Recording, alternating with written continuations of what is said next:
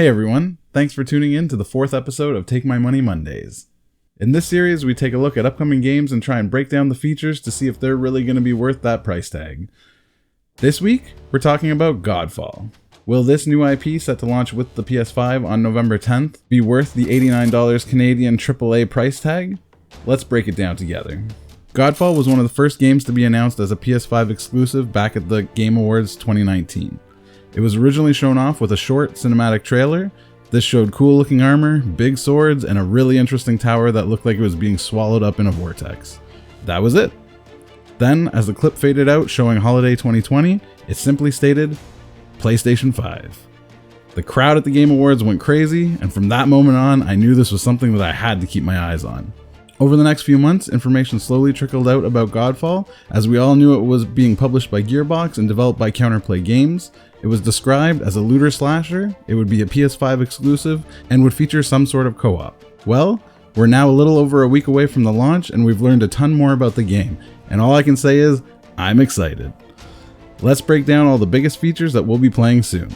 Godfall is set in a new world called Aperion. It's said to be influenced by works like Brandon Sanderson's Stormlight Archive, and after seeing the really cool armor and weapons, I can totally see some similarities to shard plates and the shard blades from the books. Godfall focuses largely around armor sets called Valor Plates.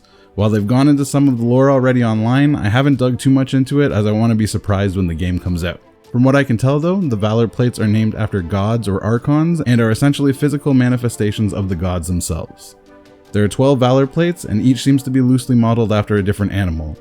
We have Silvermane, modeled after a lion, Hinterclaw, which is based off of a wolf, Phoenix, which obviously is off of a phoenix, Greyhawk, based on a hawk, Vertigo, which is based off of a moth, Mesa, which is based off of a ram, Typhon, which is a water-based creature, looks kind of like maybe a seahorse, Armistice, which might be based after either like a stag deer or like a stag beetle, Aegis Horn, which looks like it's based off of a crab, Bulwark off of a bull, Illumina off of a peacock, and Mobius, which we know very little about, so I'm not sure which animal it is.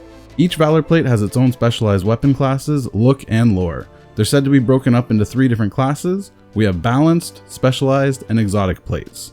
Each plate also has its own passive abilities. For example, Silvermane reduces cooldowns, Aegis Horn gives you a 5% damage reduction, and Hinterclaw gives you 10% crit damage. Valor Plates also have what is called Archon modes. These are special abilities tied to each Valor Plate, so for example, Aegis Horn summons 3 allies to help him fight, it creates an AoE buff to reduce incoming damage, and fires homing projectiles at enemies that attack you. These powers sound crazy and like real game changers. You'll be able to collect cores that allow you to build new plates at your forge, and everyone will start the game with the Silvermane plate. Not only will you be trying to collect all the Valor Plates in Godfall, but as it is a looter shooter game, you'll be collecting plenty of weapons and pieces to customize your specific build. And trust me, there is a lot of customization potential, but we'll get into that in a minute. There are 5 weapon classes, each with their own attack patterns and heavy attack moves.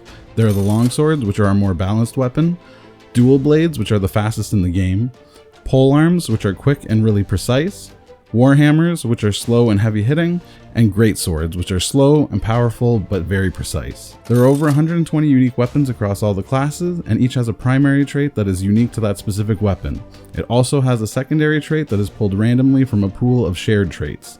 This means you'll be looking to get the right weapon with the right perks. Like most other RPG or looter style games, the equipment has rarities: green, blue, purple, and gold. These represent quality from common to legendary gear. Besides just looking for weapons, of which you can equip 2 weapons at a time, you'll have 8 equipment slots in total. This means you can equip 2 weapons, an amulet, 2 rings, a charm, a lifestone, and a battle banner, all at one time. Like weapons, amulets, rings, and charms will all have unique primary traits. Lifestones will have a primary and a secondary trait and are what allow you to self-heal. So depending on the trait, you can tailor these to your playstyle to help you heal during combat. Lastly, you'll equip a battle banner. This banner you can place down to add buffs to your team or debuffs to your enemies. Your team, you ask? Oh yeah, didn't I mention that Godfall is co-op? You can play solo or with 1 or 2 friends as it supports drop in and out co-op throughout the whole game.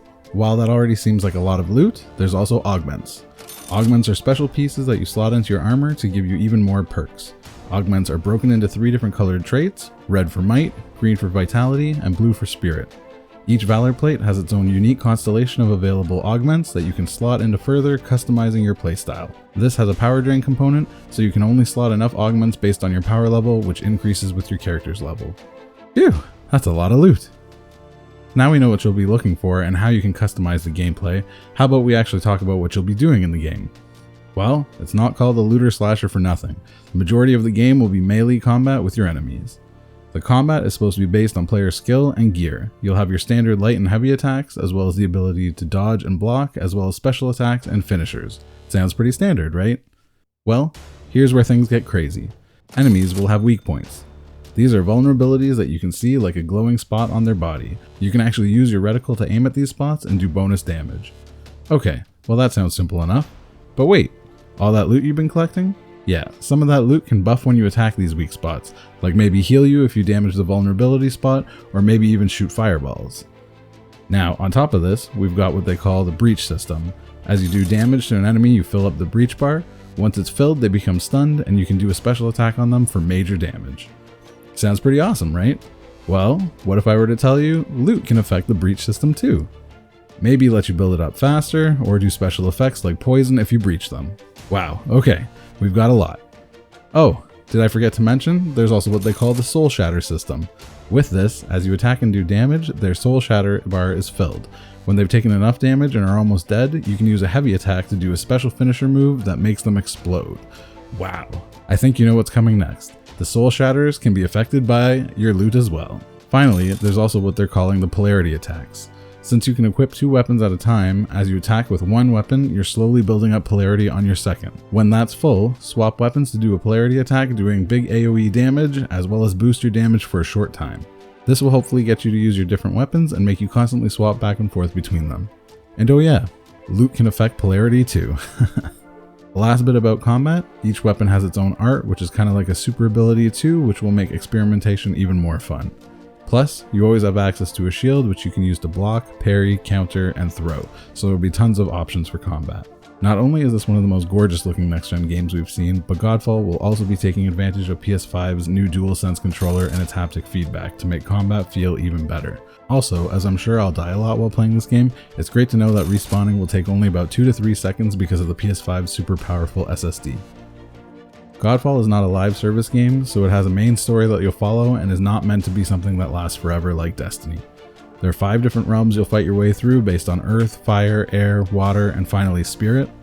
Once you beat the game though, it doesn't end there. They've told us of at least one endgame activity called the Tower of Trials. This is a wave-based roguelike style mode. You enter an elevator and fight waves of enemies collecting keys. The keys are then used to select a certain type of door at the end of each floor. This lets you choose what type of reward you want. Once you pass into the door, you fight even more enemies and collect the loot. From there you can choose to leave or go back to the elevator and go higher for tougher fights and better loot. There are also plans for an expansion in 2021. Although no details are known about it at this time, there will be more reason to level up and come back to Godfall later on. Wow, that was a lot of stuff. For a brand new IP and something I've never played before, I am way too excited for this game. Now, I will say, while all of this looks really promising and I'm excited to play Godfall, my final judgment will come down to how the combat feels. As this is what we'll be doing for almost the entire game, if the combat doesn't feel great, it's going to be a huge letdown. Plus, from what I can tell, the game will be fairly linear, so I'm hoping there's enough content to keep us engaged. That being said, I definitely think Godfall looks like it's worth the price tag. Thanks for watching. If you enjoyed the video, please consider liking and subscribing so you won't miss any of my future videos. That's all for now. As always, happy gaming.